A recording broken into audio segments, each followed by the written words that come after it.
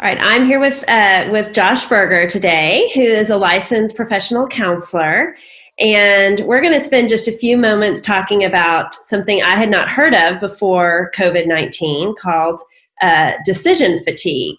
And it's something, as I've thought about what's going on in my own life, really kind of struck a note with me as my husband and I have grappled with the decisions we're facing of whether or not our college-age daughter is going back to school, whether or not our 12-year-old son can have a play date with a friend if he has to be outside or if he doesn't. So, Josh, can you tell me a little more about what this is that's going on? Yeah, so one of the things I'm seeing a lot of is this idea of just how many more decisions we're now having to make in an average day. So for most people before COVID, they were having to make about 200 to 300 decisions a day. But what's happened is now, like you just said with these two examples, Valerie, and then with the idea of what's safe and what's not safe, like, do we invite this friend over? Well, who else have they been around? Or do I need to go check on the kids while I'm also doing video calls because now the kids are at home during the school year?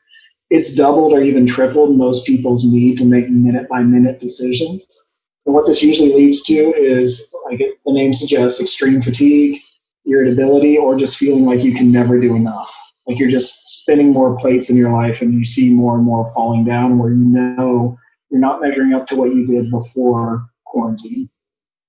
So, how do you think, like, what are some practical ways that we can all kind of try to make our way through this time where it just seems like all the decisions are kind of just mounting? Yeah. So maybe one of the biggest things is even just noticing how many more decisions you have to make now.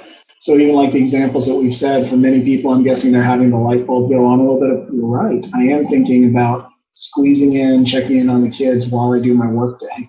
Just first recognizing how much more is going on in your life. And then second, being very practical is the idea of, okay, what do I actually need to decide right now? What are decisions that I can simplify? For example, for me and my wife, we've made some things that are just automated Amazon purchases, or made sure that we're less worried about some things that we don't need to worry about right now, because right now is overwhelming enough. So that'll probably be on the practical side of, let's just try to simplify our lives and focus on the few decisions that we have to make each day.